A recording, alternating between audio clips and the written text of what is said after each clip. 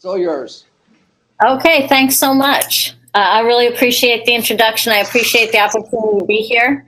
I wish I had been able to be there in person, but I just got back from an international flight and I am in Massachusetts, so it would have been impossible for me to make it. But thank you very much for the invitation and the opportunity.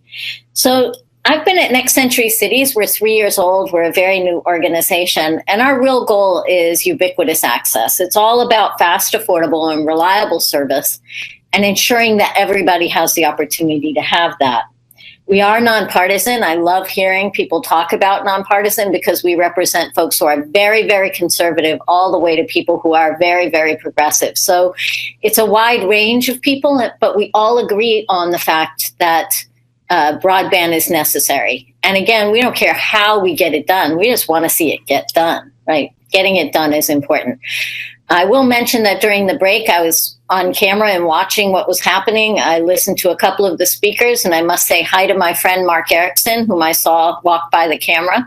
I understand he's going to speak later, and I think you'll be really pleased to hear from him. He's a brilliant, brilliant gentleman. So I actually got involved in this because I care deeply about equity. And I was a science and math teacher, and then I was a principal at a one-to-one laptop school, and it occurred to me that having a device was only helpful as long as you could access the resources. And accessing those resources meant you needed access, right? You had to have broadband access. And just getting it at school is not enough. You need it at home as well. And so that's what really got me interested in this work and in digital equity in general.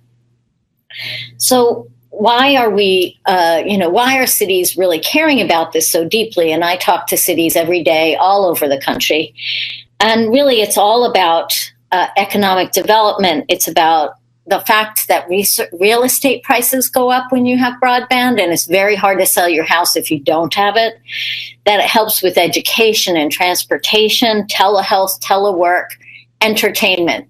I got to be honest with you, I'm not moving anywhere that wouldn't allow me to Skype with my grandchildren. And I think we're seeing more and more of this happening all over the country.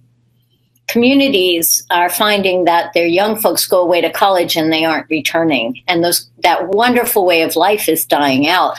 And until we can figure this out, until we find solutions to this, we're going to continue to struggle in rural America. Please change the slide. So Next Century Cities really came into being because a group of mayors got together and said, this is really hard stuff. It's complex, it's confusing, there are policies and laws and ordinances, and there's technology involved in this work. And that really, it gets in the way of them being really good leaders for change in this area, and they really needed support. And that's really what we're about, is providing that kind of support. We have little tiny rural towns, and we've got great big cities and everything in between. And we work with those folks on an everyday basis to try and help them figure out solutions. We have 183 members. And in fact, Mark Erickson and his city were inaugural members 3 years ago. And I often call Mark, which he'll tell you, or email him and say, hey, can you talk to the city? They're struggling with a problem like yours, and you solved it. Can you help them think of creative ways to solve it? I think we need to do that as a country. We need to come together and support each other and assist each other so that we can successfully move forward. So what we do is really give them talking points. We make connections for them. We give them opportunities to share successes and struggles. We elevate the issues. We get people speaking points, opportunities to talk about these struggles at national events and in the White House and in Congress. Next slide, please. So how are some of our members connecting? Well, it's a wide range, and we, as I said, don't care how we get there. I am primarily going to talk about municipal networks today, but I wanted to share with you some of the others. For example, some of our members work with incumbent providers. And some of those current providers I've listed here. And an example I'd like to give you is Kansas City, Missouri. When Google came to town, interesting stuff happened, right? They got so much attention there, and And so many people came to town. It increased economic development. It increased tourism and interest in their town. Real estate became important, and they were able to sell their homes again. And I mean, it just really revitalized the town. And if you listen to their mayor, you will hear Mayor Sly James talk about how it really was a turning point for his city. But the other things that happened, interestingly enough, were that the prices of the competitors actually went down and the speeds increased, and there was more investment by some of those existing providers, which is interesting. So they've had great outcomes as a city, and as have other cities with a variety of other current providers. But that works only in some cities. It doesn't work everywhere, which some of you already have experienced. The next one I wanted to mention is public-private partnerships. And these are really interesting. Basically, what that means is both the provider and the city have some risk and have some reward. So both sides invest and you get profit when it's successful. And an example of this is Westminster, Maryland, and the company called Ting with a T. The community built and now owns the fiber. Ting leases it, and they have exclusivity of use of that fiber for a short period of time or until they reach a certain take rate, a percentage of the population purchasing the service. And then anybody can use that fiber. So it will produce some competition, hopefully, at some point, but everyone wins. The problem with public-private partnerships is it's hard to find a good partner. Once again, they are looking to invest in areas where they know there's a return on that investment. The good news about it is that it does allow cities to do what they do well, which is build infrastructure. I mean, you all have been building infrastructure forever, right? So they do that well, and yet this particular city did not want to run the network, so it worked out very well for them. And then there are co-ops, and I know you're going to hear more about that today, so I'm not going to talk a lot about it. But I will mention to you that in rural Kentucky, they have 5,286 square miles of fiber to the home that was built exclusively by co-ops. And this is really difficult terrain in very rural areas. And so it's really good to know that this is a doable thing, that co-ops have a very successful track record, that they own infrastructure already, that they know how to manage these types of infrastructures, and I think would be a really positive solution in rural areas. Then we can talk a little bit about an open access network. So an open access network is a network that is built by the city, but they don't run anything over that fiber. They allow that fiber to be leased by any provider that wants to use it. And so an example of that is Ammon, Idaho. Now, if you're interested in what Ammon, Idaho has done, you can go to our website, because there actually is a nice video there that gives you really clear idea of what they've done and how it has impacted their city. Ammon is in one of the most conservative parts of the country. So it's an interesting creative solution, very well supported by very conservative part of the country. This is, again, not partisan. This is, we got to solve this problem. Let's figure it out. And this was their solution. So literally, if you're in Ammon, Idaho, you have multiple providers to choose from. Some of them provide a gig service, a gigabit down, a gigabit up. So gigabit symmetrical service for about $50 a month. So unheard of in other parts of the country. I live in Washington, D.C. most of the time, and I pay a lot more money than that, and I get 25 down and 3 up. So that's a really great deal. And in their community, you can literally flip a switch and go from one provider to another. So it's really worked out well. Very transparent, the costs of every single provider and the speeds. And some of them are local and some of them are regional. I think that it's a really interesting model. It works well when you have potential people to use that fiber. It doesn't work everywhere, again, because you have to have people who are willing to do the management and interventions required to actually run the network itself.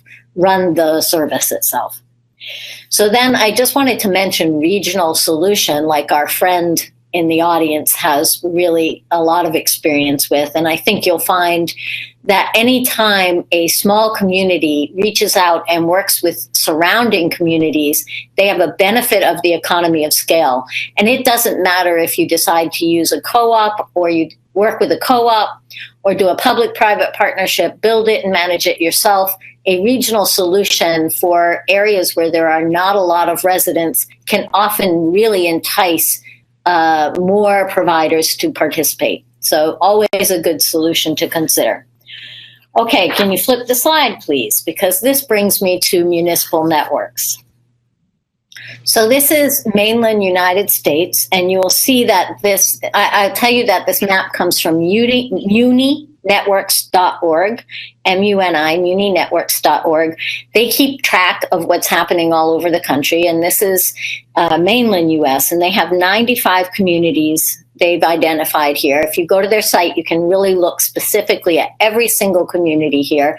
You can zoom in, you can click on it, we'll give you details. But they identified to date there are 95 communities that have fiber to the home to just about everyone. So potential for gigabit symmetrical service to every single person in their community. 77 have community-owned cable networks, reaching just about everyone in the community. More than 200 cities across the country have publicly owned fiber to some, and 130 have publicly owned dark fiber. In other words, they may lease it, but they are not lighting that fiber. Then 110 can provide at least a gigabit of service over the network that they have created. So if you flip the slide again, I now have a map of Alaska. So I don't think I need to say a word, actually, because I think you get the point. And the point is that there really haven't been a lot of opportunities in Alaska to get locally owned service.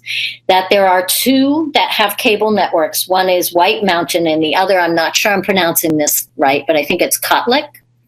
But so you only have two communities providing municipal, locally owned cable. You have none that provide gigabit service. And so interesting dilemma here that really requires some intervention. So if you'll change the page again, I'd appreciate it. Now, interestingly enough, some states have laws that limit or prohibit locally owned networks. Alaska is not one of those, and you certainly want to keep it that way. I'm not saying every community should build their own network, but you want to have the option to do so if that's a viable option for your community. In other words, you don't want folks to be closing doors. You want every option on the table. We want every potential opportunity to solve this problem.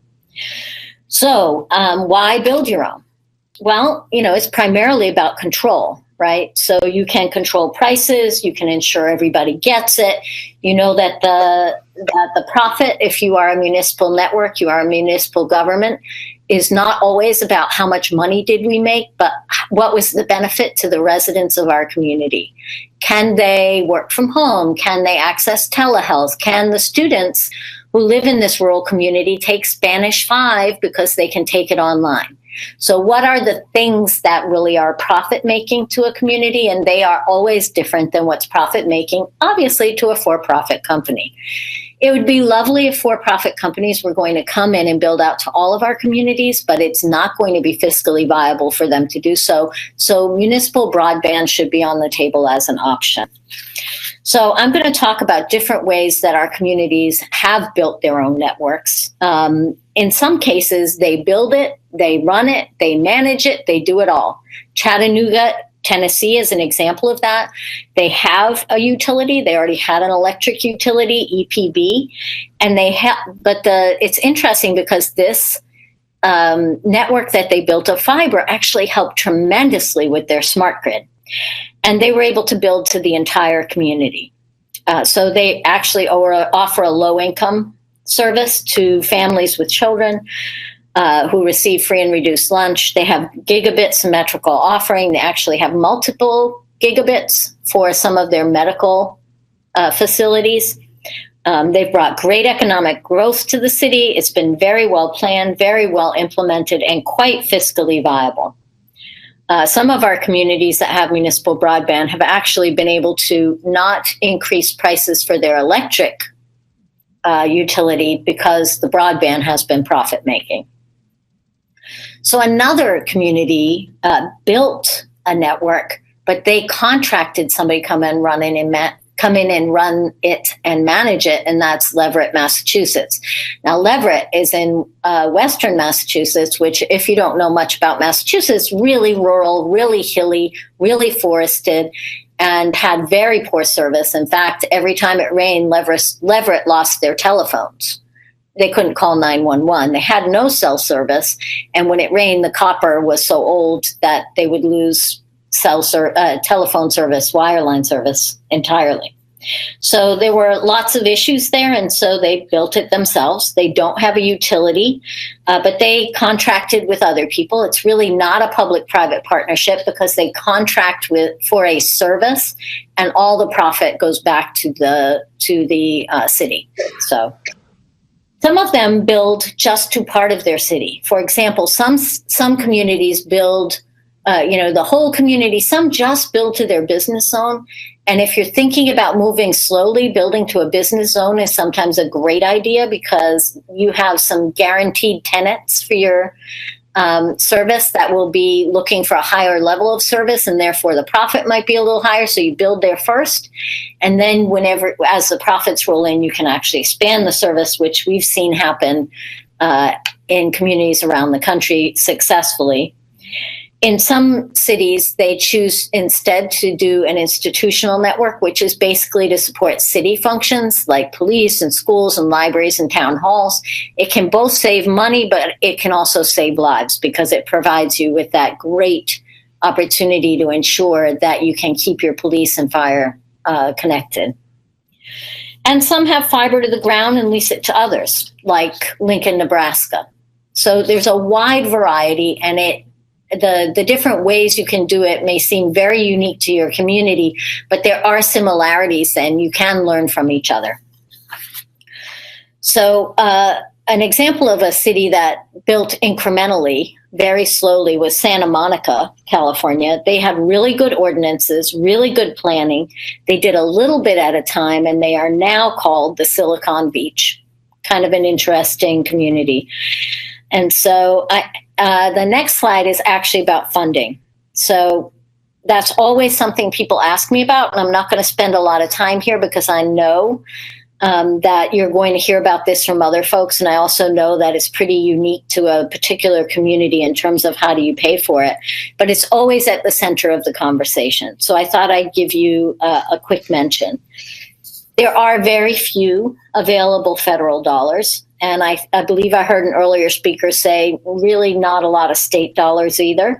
So if you're waiting for that, you're going to be waiting a long time. But you can leverage some of these resources to help you work on the way that you pay for them to decrease your costs and decrease your risk.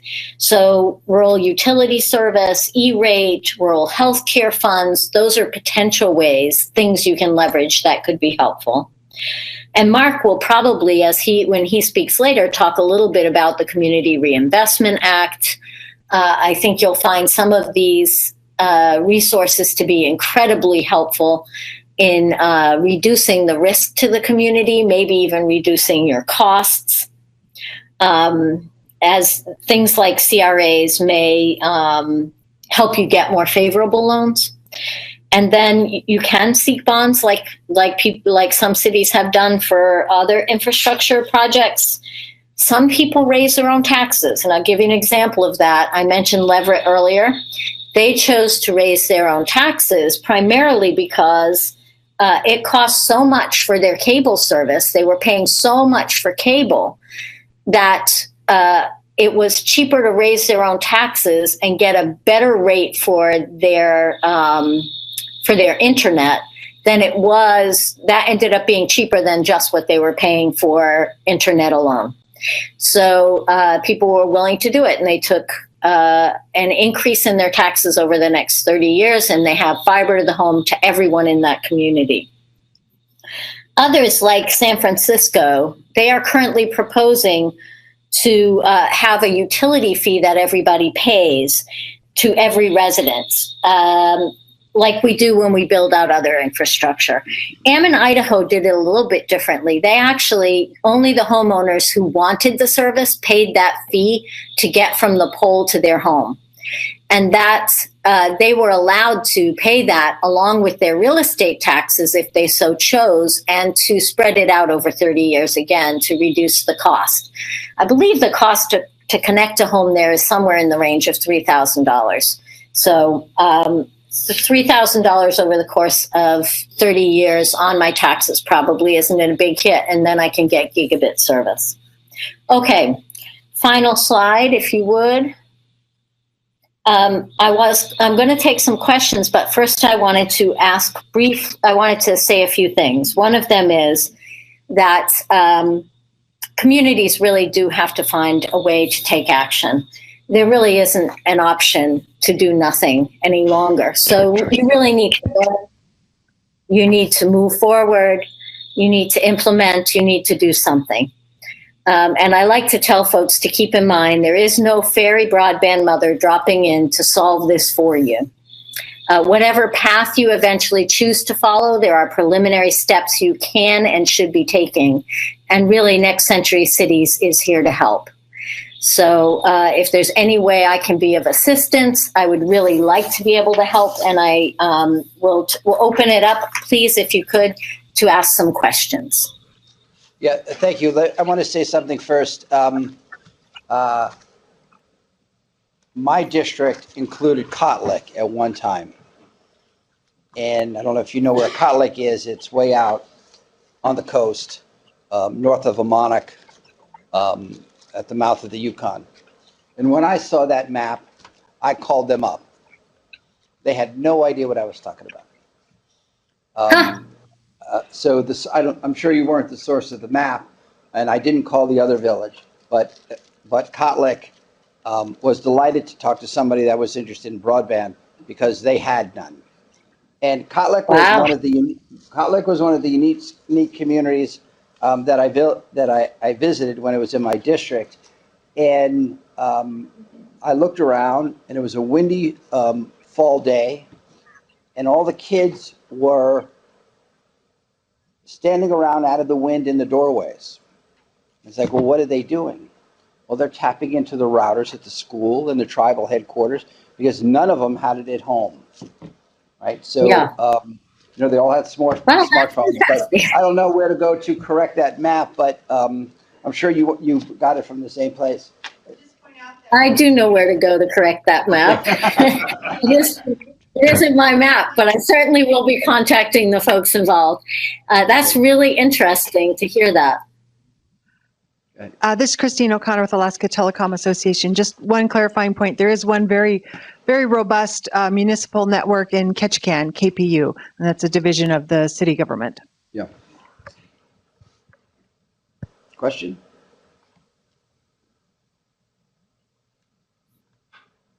I wrote that down too. I'll make sure to share that with the map people.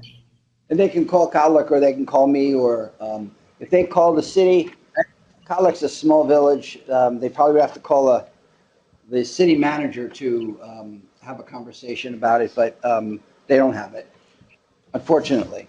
Thanks for letting me know. So, that really is too bad. Yeah. So thank you very much for your presentation. My name is Luke Hopkins. In your organization, I wasn't able to look at all the details of who are members, but many times the powers that cities have are different than what counties have. And here in Alaska, of course, we have what we call boroughs, somewhat like what they have in the New York City area. But are any of your organizations like Miami-Dade County or other counties, or are they just cities? Because powers are different in those areas. Thank you. That's a really good point, and we actually do find that to be the case. And for example, Miami-Dade County is a member. and we have about 12 or 13 county members. So there are some that are counties. I agree with you that sometimes that is where the seat of power lies, especially in more rural communities. So any elected government official within within a county or a city or a town can actually join. And I didn't mention this, but it's probably helpful to know, but it is free to join. So this is somewhat a no-brainer. We provide resources and help, and we only ask for our cities to agree to our 6 principles, which very kindly the representative read prior to introducing me. So I think that's a great point, and definitely for sure we are happy to have county members. One of the things I wanted to comment on, as part of the municipal deployments that have been so successful, Chattanooga, Tennessee was one that was mentioned. I think they're probably one of the oldest out there. But in terms of comparisons, speaking that, there are a ton of about 175,000 people. They're a little bit bigger than Fairbanks in terms of population, but they're spread out just as far. And their cooperative arrangement with their power company has been sort of a role model, I think, for a lot of groups out there in the country. So, in terms of a working model that's out there, I think they're a really good poster child for what really could happen here. I think the only other obstacle would be, of course, the middle mile and the infrastructure, outside of Fairbanks, obviously. Right. And the middle mile is really a big deal, right? Which not everybody understands the importance of that middle mile infrastructure, because without it, you have no backhaul, and without backhaul, you have no system. So absolutely got to have good backhaul, which I'm guessing is a really much bigger challenge for the rural areas of Alaska than it is mainland. Well, hi, Deb. This is Mark Erickson. Thanks for lowering the bar on my presentation this afternoon. I really appreciate that. I have a question of my own about Next Century Cities. Do you have to have an active project underway to be a member of Next Century Cities, or can you be a community who wants to use your resources to help them find a way to get down that road? That is a very kind question. I appreciate your asking it, because I wasn't very clear about that. We have communities that have nothing at the moment, are using satellite and dial-up, and our goal is not to only bring in cities that actually are successful, but cities that are struggling, so that we can help them find a solution. That is, to get to ubiquity, we really have to reach out to those communities that are struggling the most and find a way to be the solution finder and the supporter in order to bring that to the next level. We work with tribal communities as well. I think the big goal for me is to ensure that those voices get heard in Congress. And I do get the opportunity to testify before Congress periodically, and have had quite a few meetings at the White House about infrastructure. And one of my goals is to ensure that we speak on behalf of the folks who are struggling the most in this country to find connectivity. So thanks for your question, Mark. Anybody else? Questions? I think what we're seeing, and what I hope to bring is, there is no one answer. And there is no one solution. Even the questions are diverse, but thinking outside the box and working with others for solutions, I think is what works in the end. So our next speaker, I'm sorry, do you have anything else you'd like to say? I think is there another question? Anybody else? I know we're between folks and lunch, so. Okay. Oh, here's a question down here.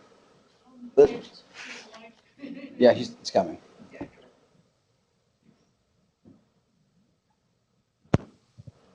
I know I've lived in places where, in order to put in a water system and things like that, they've done a one-time assessment to the property owner, and then as new people built houses or did stuff within a 25-year range or something, they also paid that to be connected to the system. Does that happen much with this internet? We don't see it all the time. It really depends on the community and their willingness to take on that burden. I mean, it really is up to the local power structure and the local will to make that decision, but we do see it occasionally.